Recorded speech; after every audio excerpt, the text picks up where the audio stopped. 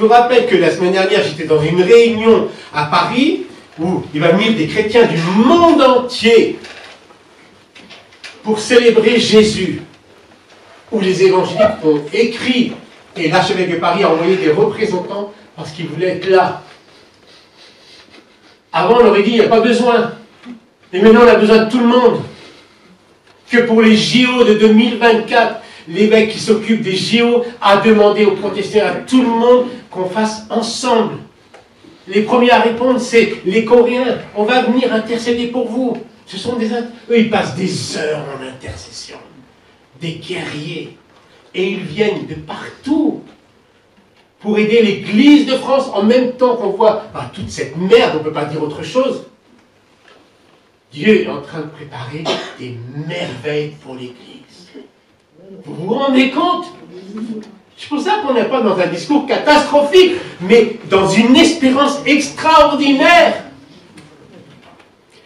Moi-même, j'étais avec Annunzio, il y a 2 ans à Toulouse, où l'archevêque de Toulouse a autorisé que je prêche la guérison à Notre-Dame, à Toulouse. 800 personnes sont rentrées pour une capacité de 500 et ils ont été obligés de fermer la porte pour qu'ils aillent ailleurs. Et le prêtre, qui était mon ami, je lui dis, il dit oui, alors qu'est-ce que tu as reçu comme texte? On se retrouve 15 jours avant de dire, moi je sais pas, je trouve qu'il faut toucher le vêtement de Jésus. J'ai dit d'accord. Mais comment on va faire? Je dis, attends, laisse-moi réfléchir. Et le Saint-Esprit me dit, demande-lui pendant la messe de mettre le talit, la nappe de la messe. Parce que quand Jésus, vous voyez, si tu veux te lever, il va montrer Jésus. La femme qui va toucher Jésus, elle touche quoi? Le vêtement. Le vêtement, pas sa peau. Le vêtement. Puis je dis merci, je lui dis, mais quel est le vêtement le plus proche du corps aujourd'hui? Il me dit, c'est la nappe, pour nous catholiques, qui est sur à la table, à la messe. Je dis alors, prends la nappe qui va servir juste à la messe d'avant. Si tu crois, allez, on y va. Donc il a demandé l'accord à l'archevêque, l'évêque. Il dit, ok, on y va, devant tout le monde. Je peux vous le dire, qu'il y avait un paquet de prêtres qui étaient tradis, qui étaient là.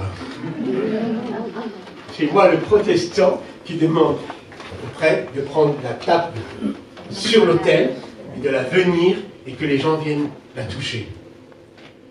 Qu'est-ce qu'ont fait les gens? Ils se sont levés, ils sont déplacés, ils sont faits.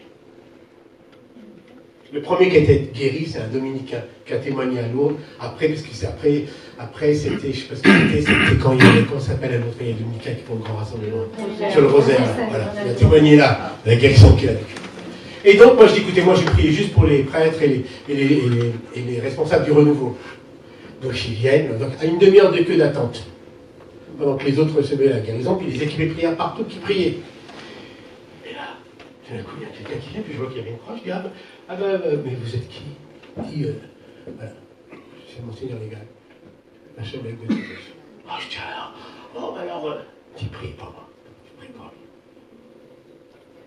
Après, je connais la réalité spirituelle. Donc, je lui demande, mais à genoux, j'ai pris pour moi. Je ne demande pas une allégeance, mais l'autorité spirituelle nécessaire pour confondre la puissance spirituelle, parce que c'est lui le responsable. C'est le frère évêque. On le fait. Dans le monde règne de Dieu, on ne se divise pas, on additionne.